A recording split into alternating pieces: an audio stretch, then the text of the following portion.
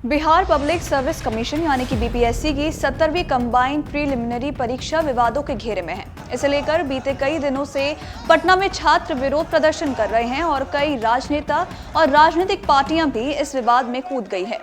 छात्र बीपीएससी की प्राथमिक परीक्षा फिर से कराने की मांग कर रहे हैं, तो वहीं सरकार भी छात्रों के आरोपों को खारिज करती नजर आ रही है। मामला इतना बढ़ गया है कि परीक्षा रद्द कराने की मांग को लेकर प्रदर्शन कर रहे अभ्यर्थियों पर पुलिस ने लाठी चार्ज के साथ साथ कड़कड़ाती ठंड में वाटर कैनन चार्ज भी किया है, जिसमें कई छात्र घायल भी हो गए हैं।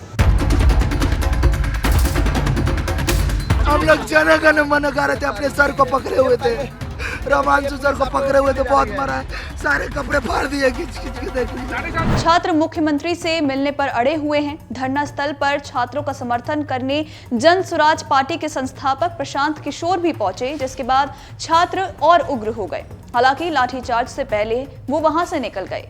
तो आइए आज के इस वीडियो में हम आपको बताते हैं कि आखिर बीपीएससी का ये विवाद क्या है और इस मामले में अब तक क्या-क्या हुआ है। दरअसल बीपीएससी की संयुक्त प्राथमिक परीक्षा 13 दिसंबर 2024 को आयोजित हुई थी। इस परीक्षा का विज्ञापन सितंबर 2024 को जारी हुआ था और परीक्षा में 4 लाख से भी ज्यादा उम्मीदवारों ने आवेदन किया, जिनमें 3,25,000 उम्मीदवारों ने परीक्षा दी।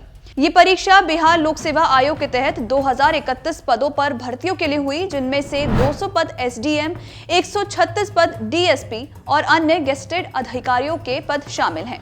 हालांकि परीक्षा होने से पहले यानी कि 6 दिसंबर 2024 को परीक्षा को लेकर विवाद शुरू हो गया। ये विवाद परीक्षा के सामान्यकरण यानी कि जर्नलाइजेशन को लेकर शुरू हुआ था। छात्रों ने आरोप लगाया कि बिहार लोक सेवा आयोग परीक्षा में सामान्यकरण प्रक्रिया को लागू कर सकता है। हालांकि बीपीएससी ने इन आरोपों को सिरे से खारिज कर दिया और इन्हें सिर्फ एक अफवाह ही करार दिया। बता दें कि जब परीक्षा देने वाले अभ्यर्थियों की संख्या बहुत ज्यादा होती है तो 2 या फिर उससे अधिक शिफ्ट्स में ये परीक्षा कराई जाती है। ऐसी स्थिति में अगर किसी शिफ्ट का पेपर कठिन आता है और उसमें अभ्यर्थियों के कम नंबर आते हैं, तो वहीं दूसरी तरफ जब शिफ्ट में थोड़ा आसान पेपर आता है और उसमें अभ्यर्थियों के ज्यादा नंबर आते हैं, तो सामान्यकरण प्रक्रिया लागू होने की स्थिति में कठिन पेपर वाली शिफ्ट के अभ्यर्थियों के नंबर में थोड़ी बढ़ोतरी कर दी जाती है। इस तरह अंकों का सामान्यकरण भी कर दिया जाता है और छात्र इसका विरोध कर रहे हैं और उनका कहना है कि इससे उनका मेरिट पर असर पड़ सकता है। छात्रों की मांग है कि परीक्षा एक ही शिफ्ट में कराई जाए ताकि सामान्यकरण की जरूरत ही ना पड़े। छात्रों का कहना है कि ये परीक्षा फिर होनी चाहिए। 13 दिसंबर को जब अपने तय समय पर बीपीएससी की परीक्षा हो रही थी तो पटना के बापू परीक्षा परिसर में कुछ समस्याएं हुई। दरअसल अभ्यर्थियों को प्रश्न पत्र मिलने में ही थोड़ी देरी हुई और इसे लेकर सेंटर पर भी खूब हंगामा देखा गया। इस सेंटर पर करीब 12,000 छात्रों ने परीक्षा दी थी। हंगामे के चलते बीपीएससी ने बापू परीक्षा परिसर के छात्रों की 4 जनवरी 2025 को फिर से परीक्षा कराने का फैसला किया है और इसका छात्रों द्वारा विरोध किया जा रहा है और उनकी मांग ये है कि सिर्फ एक सेंटर पर दोबारा परीक्षा कराने से इसकी निष्पक्षता प्रभावित होगी, तो पूरी परीक्षा फिर से कराई जानी चाहिए। हालांकि बीपीएससी ने ऐसा कराने से साफ इनकार कर दिया है और इसे लेकर ही पटना के गर्दनीबाग इलाके में छात्र लगातार विरोध प्रदर्शन करते हुए नजर आ रहे हैं। बता दें कि बापू परीक्षा परिसर को साल 2023 में बिहार सरकार ने बनाया था। बिहार सरकार का दावा है कि ये देश का सबसे बड़ा परीक्षा केंद्र है, जिसमें एक बार में 20,000 उम्मीदवार परीक्षा दे सकते हैं। मीडिया रिपोर्ट्स की माने तो परीक्षा के दौरान बीपीएससी, पटना जिला प्रशासन और बिहार स्कूल एग्जामिनेशन बोर्ड के बीच समन्वय खराब था, जिसके चलते परीक्षा केंद्र पर देरी हुई।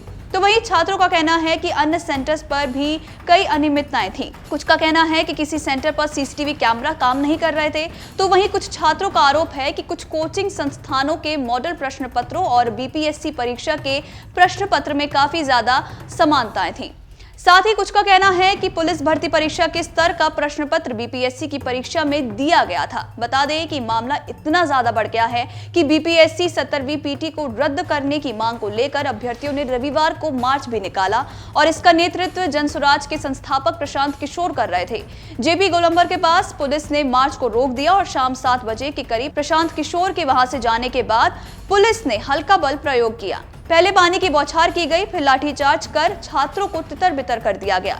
इस दौरान जेपी गोलंबर के आसपास का इलाका में पुलिस और छात्रों के बीच झड़प भी देखी गई। तो वहीं इस मामले में जनसुराज के संस्थापक प्रशांत किशोर समेत 21 लोगों पर पटना पुलिस ने एफआईआर भी दर्ज कर दी है। बता दें कि प्रशासन का आरोप है कि गांधी मैदान में छात्र संसद की इजाजत नहीं मिलने के बावजूद छात्रों को बड़ी संख्या में जमा किया गया।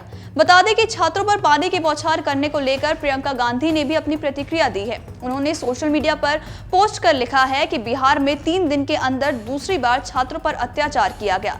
परीक्षाओं में भ्रष्टाचार, धांधली और पेपर लीक रोकना सरकार का काम है, लेकिन भ्रष्टाचार रोकने की जगह छात्रों को आवाज उठाने से रोका जा रहा है। उन्होंने कहा कि इस कड़ाके की ठंड में युवाओं पर पानी की बौछार और लाठीचार्ज करना अमानवीय है। उन्होंने आरोप लगाया कि भाजपा का डबल इंजन युवाओं पर डबल अत्याचार का प्रतीक बन गया है। आपको बता दें कि बीपीएससी ने छात्रों द्वारा लगाए गए सभी आरोपों को निराधार बताया और कहा कि अगर परीक्षा आसान थी तो कट ऑफ ज्यादा जाएगी और इसमें चिंतित होने की जरूरत नहीं है। हालांकि छात्र मानने को तैयार नहीं है और विरोध प्रदर्शन और इन विरोध प्रदर्शनों को लेकर राजनीति अभी भी जारी है।